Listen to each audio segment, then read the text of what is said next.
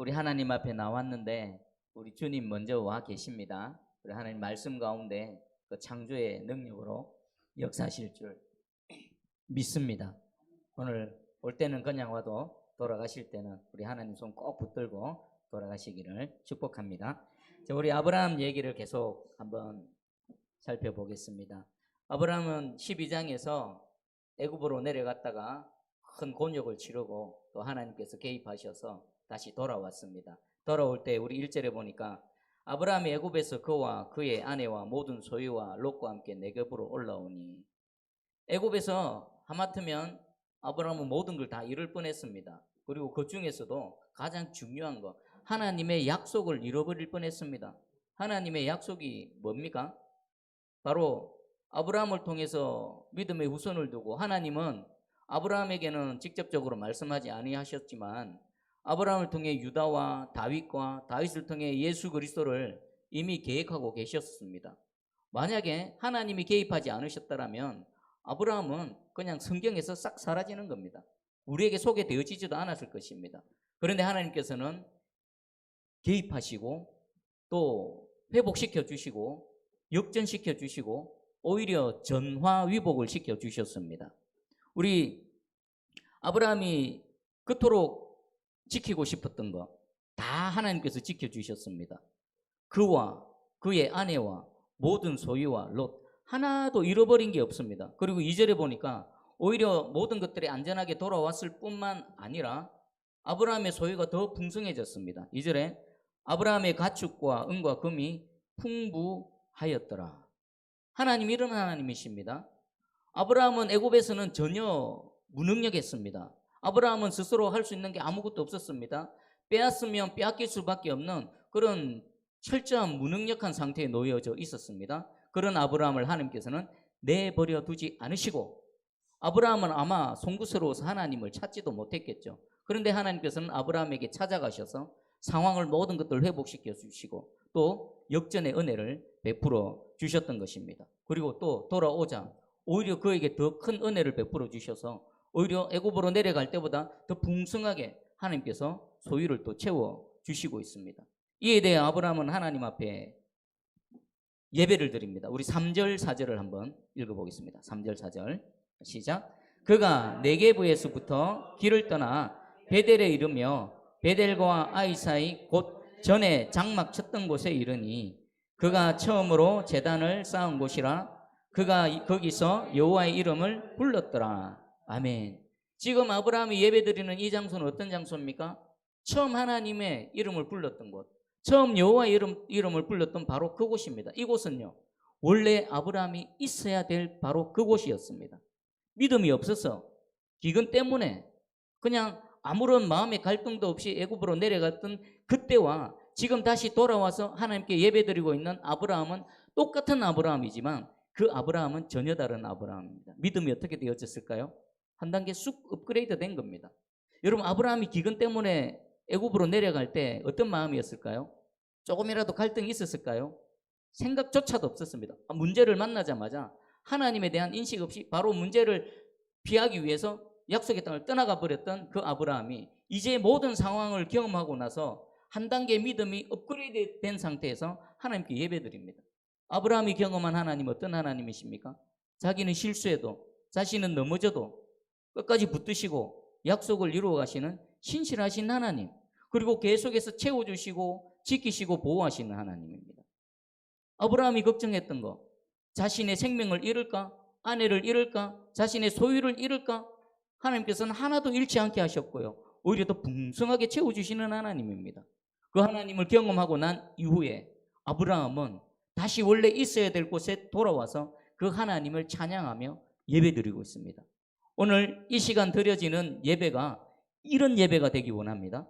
한 주 동안에 혹시 우리 내 마음으로 떠나가 있고 또 삶으로 하나님을 떠나가 있었다면 오늘 이 시간 다시 아브라함이 주의 이름을 처음 불렀던 바로 그곳에서 한 단계 성숙된 믿음으로 하나님께 예배드리는 저와 여러분 되기를 주의 이름으로 축복합니다. 자, 그러면 여기서 다 끝나버리면 좋겠죠. 해피엔딩. 모든 게 회복되어지고 그렇게 행복하게 잘 살았더라 라면 좋을 것인데, 우리 인생은 그렇지 않습니다. 또 다른 문제가 생깁니다. 자, 이제 이 문제를 한번 살펴볼 것인데 네 가지 질문을 여러분 스스로 한번 던져보십시오. 그리고 거기에 대한 대답을 한번 찾아보십시오. 첫 번째는 갈등이 생기고 문제가 생기는데 그 내용이 무엇인가? 그리고 두 번째, 왜 이런 문제와 갈등이 발생하는가? 세 번째, 아브라함은 이 문제를 어떻게 해결했는가? 그리고 마지막 결론으로 이 모든 사건을 통해서 하나님께서 우리에게 주시는 교훈은 무엇인가? 이 부분을 한번 살펴보겠습니다. 첫 번째, 갈등의 내용입니다. 우리 5절과 6절을 한번 읽어봅니다. 자, 시작. 아브라함의 일행 롯도 양과 소와 장막이 있으므로 그 땅이 그들이 동거하기에 넉넉하지 못하였으니 이는 그들의 소유가 많아서 동거할 수 없었음이니라. 아멘. 문제의 내용이 뭡니까? 소유가 더 많아진 겁니다. 여러분 한번 생각해 보십시오. 하나님께서 복을 주셨습니다. 은혜를 베풀어 주셨습니다. 가축들이 새끼를 숭풍숭풍 잘 놓아서 가축의 수가 막 늘어났습니다. 그런데 오히려 이 소유가 많아진 것이 문제의 원인이 됩니다. 아이러니 아닙니까? 하나님이 복을 주셨는데 그 복을 주셔서 소유가 많아진 것이 지금 또 다른 문제로 작용하고 있는 것입니다. 그리고 왜 이런 소유가 많아진 것이 왜 문제가 되는가?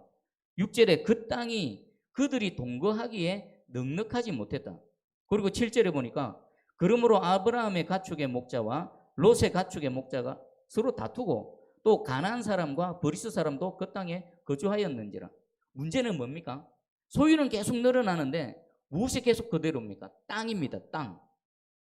땅은 늘리면 늘어납니까? 안 늘어납니다. 땅은 그대로 있습니다. 가축들은 생명이기에 계속해서 새끼를 치고 새끼를 치면 숫자가 계속 불어납니다. 그리고 그 가축들이 풀을 뜯어먹고 살아갈 땅은 늘어나는 것이 아니라 그대로 있습니다. 그러면 소유가 늘어나면 늘어날수록 어떻게 됩니까? 계속 비좁아지고 어려움을 겪습니다. 우리가 특별히 하나님과 아브라함과 함께했던 롯도 아브라함 때문에 복을 받습니다. 롯의 소유도 계속 많아집니다. 오히려 이것이 문제의 원인이 되어지는 거죠. 자, 그럼 이 시점에서 하나님께서는 아브라함에게 약속을 하셨는데 두 가지를 크게 약속하셨습니다. 첫 번째는 자녀가 없는 아브라함에게 자녀를 약속하셨죠. 그리고 고향 땅을 떠난 아브라함에게 내가 대신 믿음의 땅, 약속의 땅을 주겠다고 땅을 약속하셨습니다. 그러면 지금 13장 이 시점에서는요, 하나님께서 약속으로 주시긴 하셨지만 아브라함에게 이루어진 것은 아무것도 없습니다. 자녀 한 명도 없습니다. 그리고 땅 없습니다. 그래서 하나님이 약속하셨지만 약속이 아직 자신을 통해 성취되어지지 않았기 때문에 여러 가지 문제가 발생하고 있습니다. 참 아브라함은 어떻게 보면은 이 시점에서는 비참하고 참 처량하고 그런 신세인 것입니다. 자, 이때 아브라함이 이 문제를 어떻게 해결을 했을까요? 우리 8절에 그 문제를 해결하는 방법이 있습니다. 8절 한번 읽어봅니다. 시작. 아브라함이 롯에게 이르되 우리는 한 친족이라 너나 나나 내 목자나 네 목자나 서로 다투게 하지 말자. 아멘. 자, 이 문제는 아주 예민한 문제입니다. 롯은 누굽니까? 자신의 사랑하는 조카입니다. 그죠? 롯 역시나 아브라함을 부모를 잃고 난 이후에 아브라함을 자기의 아버지처럼 따랐고요. 또 자녀가 없는 아브라함 입장에서도 조카 롯을 자녀처럼 자식처럼 생각했습니다. 어쩌면 자신의 후계자, 자신의 상속자로 생각했을 수도 충분히 있습니다. 그런 롯에게 지금 이런 여러 가지 문제가 발생했다고 해서 서로 다투게 하지 말자. 그리고 위에 보면은 너가 나를 떠나가라 라고 말하는데 이것은 쉬운 결정이 아닙니다. 그리고 이 문제 자체를 언급하기가 그렇게 쉽지 않고 끌끄러운 부분입니다. 그런데 아브라함은 그 끌끄러운 부분을 조카 롯에게 문제를 제기하고 있습니다. 자, 그러면 제일 첫 번째 문제가 발생했을 때는요, 문제를 인식하는 겁니다. 우리가 문제가 계속 발생하고 있는데 그 문제를 내버려 두면요, 그 문제가 개선될 여지가 없습니다. 문제가 생기면 그 문제를 문제대로 받아들이고 문제로 인식하는 그 첫 단계입니다. 그래서 아브라함은 비록 이 문제가 롯에게 얘기하기는 끌끄럽고 또 해결 방법도 그래 마땅치 않지만 그래도 문제로 알고 내버려 두면 안 되거든요. 계속 내버려 두면 어떻게 될까요? 그냥 내버려두면 괜찮아지겠지. 시간이 해결하겠지. 아닙니다. 우리 성경에 보면은 그 아브라함의 목자와 롯의 목자가 서로 다툴 뿐만 아니라 가나안 사람과 브리스 사람도 그 땅에 거주했다. 이 무엇을 의미할까요? 지금 당장은 아브라함의 목자들과 롯의 목자들이 다투고 있지만 이걸 내버려 두면 누구에게까지 사건이 번져갈까요? 그 땅에 살아가고 있는 가나안 사람과 브리스 사람과도 계속 경쟁하고 또 다툼이 일어날 수밖에 없다는 겁니다. 그러면 그 땅에서 아브라함은 머물 수가 없는 겁니다. 이것을 안 아브라함이 사전에 조치를 취하는 거지요. 자, 여러분 삶을 한번 돌아보십시오. 여러분 가정이나 개인이나 뭐 직장에서나 또 우리 교회 신앙생활하는 데 있어서 어떤 문제가 있습니까? 그 문제를 어떻게 합니까? 내버려 두고 있습니까? 아니면 그 문제를 문제로 인식하고 뭔가 조치를 취하고 있습니까?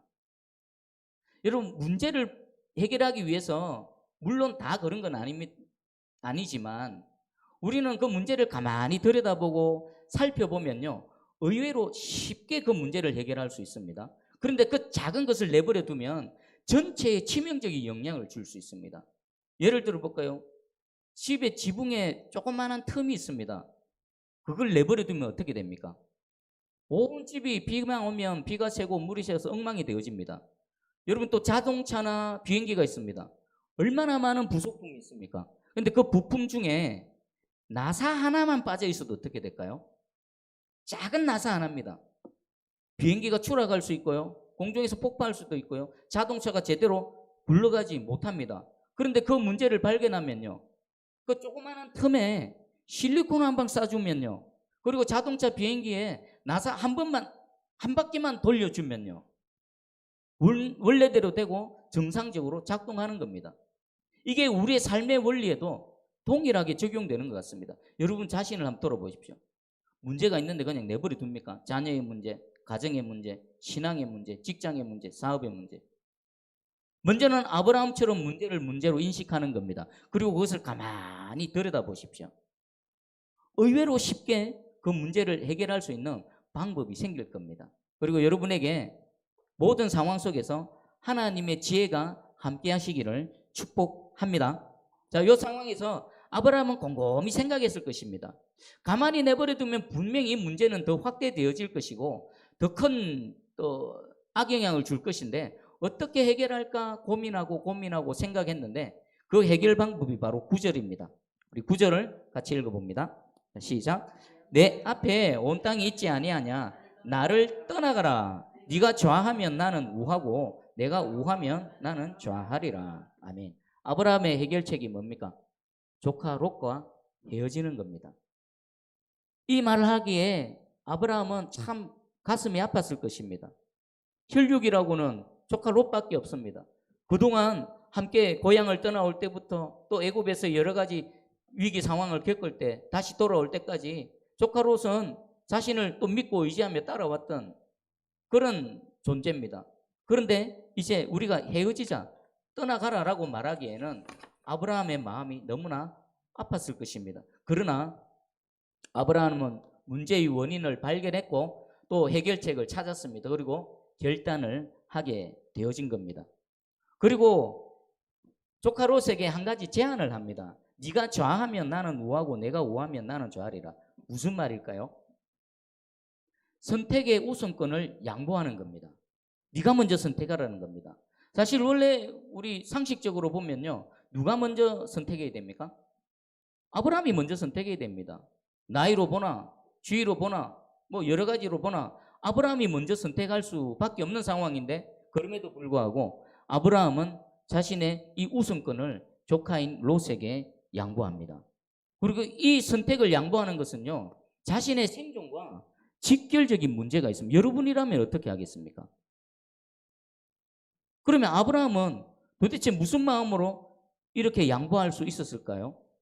이 한 번의 선택이 앞으로 자신이 살아가는데 계속해서 영향을 줄 겁니다. 더 좋은 곳, 나에게 더 유익한 곳, 나에게 더 유리한 곳을 먼저 선택할 수 있음에도 불구하고 그것을 양보를 합니다. 자, 아브라함은 12장에서의 하나님의 경험을 통해 믿음이 그만큼 쑥 성장해 있는 겁니다. 지금 네가 먼저 선택해라, 네가 좋은 거 먼저 해라 이 말은요. 하나님 한 분만 있으면 된다는 아브라함 개인의 신앙 고백입니다. 상황이 어떻든 내가 어디에 있든 상관없이 하나님만 함께 하시면 하나님이 나를 지키시고 내가 부족하면 하나님께서 계속해서 채워주신다라는 믿음의 고백인 것입니다. 이 믿음이 있었기에 아브라함의 조카에게 먼저 네가 선택하라 라고 말하고 있습니다. 자, 여러분 어떻습니까? 우리도 순간순간 선택합니다.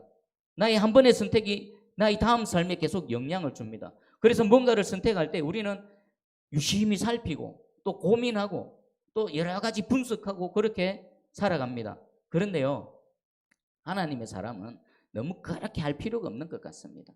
이걸 할까 저걸 할까 이곳으로 갈까 저곳으로 갈까 너무 고민 안 해도 될 것 같습니다. 왜 그렇습니까? 내가 서 있는 곳이 광야라 할지라도 내가 지금 살아가는 이 환경이 사막이라 할지라도 우리 하나님은 전능하신 하나님이시라서 그 광야의 대로를 내버리십니다. 그 사막에 하나님께서는 강을 내버리시는 것입니다. 그래서 우리 하나님의 사람들은 내가 무엇을 어떻게 할까 무슨 선택을 할까 그것이 중요한 것이 아니라 지금 내가 있는 이곳에 하나님이 함께 하시느냐 아니냐, 내가 가는 그 걸음마다 하나님이 내 손을 잡고 있느냐 아니냐, 여기서 결판이 나는 겁니다. 아브라함이 그것을 알았던 것입니다. 그 한 번의 사건을 통해서 그것을 깨달아 알았지요. 여러분, 하나님 한 분이면 족합니다라는 믿음의 고백으로 살아가시기를 축복합니다. 자, 그러면 반대로 상대적으로 롯의 선택을 한번 볼까요? 롯의 선택 10절 11절 한번 읽어봅니다. 시작. 이에 롯이 눈을 들어 요단 지역을 바라본즉 소알까지 온 땅에 물이 넉넉하니 여호와께서 소돔과 고모라를 멸하시기 전이었으므로 여호와의 동산 같고 애굽 땅과 같았더라. 그러므로 롯이 요단 온 지역을 택하고 동으로 옮기니 그들이 서로 떠난지라. 아멘. 여러분이 롯이라면은 삼촌이 먼저 좋은 거 네가 한번 선택해봐라 라고 했을 때 여러분 어떻게 반응하시겠습니까? 우리 상식적이고 또 예의가 있고 이런 사람이라면은 아닙니다. 삼촌이 먼저 선택하십시오라고 할 건데 조카로서는 좀 그렇지 않았던 것 같습니다. 기다렸다는 듯이 자신이 나서서 주변을 둘러봅니다. 그 주변을 둘러보는 롯의 눈을 한번 생각해 보십시오. 어떤 눈이었을까요?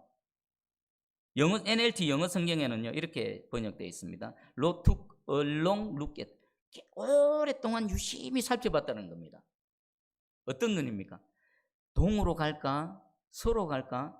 어디로 가면 내게 더 유익할까? 어디로 가면은 내가 더 편안하게 잘 살 수 있을까?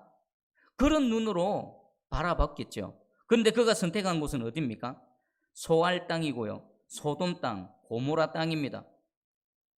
육신의 눈으로 보니까 그곳에 물이 넉넉합니다. 그리고 성경은 말합니다. 여호와의 동산 같다. 애굽 땅과도 같다. 여호와의 동산하고 애굽 땅하고 매치가 됩니까? 애굽 땅은 어떤 땅입니까? 하나님 없는 땅입니다. 물론 눈으로 보기에는 화려하고 또 모든 것이 풍성한 땅입니다. 롯은요 아브라함과 함께 애굽 땅에 내려갔을 때 애굽의 화려함, 애굽의 풍성함을 이미 눈으로 보고 경험한 사람입니다. 그런 그가 봤을 때 와 애굽 땅과도 같다는 것은요 모든 것이 완벽한 곳입니다. 예를 들면 이런 것입니다. 보니까 막 아파트 단지가 막 큰 아파트 단지가 있고 쇼핑몰이 있고 대로가 쭉쭉 깔려 있고 수많은 사람들이 거기서 내가 무슨 장사를 해도 먹고 살겠다. 가게만 열면은 뭐라도 해서 먹고 살겠다. 이런 겁니다. 지금 롯의 눈에는요, 롯의 마음에는요, 하나님이 없습니다. 그저 육신의 눈에 보이는 거, 세속적인 눈에 보이는 거, 그것으로 판단하고 선택하고 있는 것입니다. 그런데 하나님은 13절에 분명히 말씀하십니다. 소돔 사람은 여호와 앞에 악하며 큰 죄인이었더라.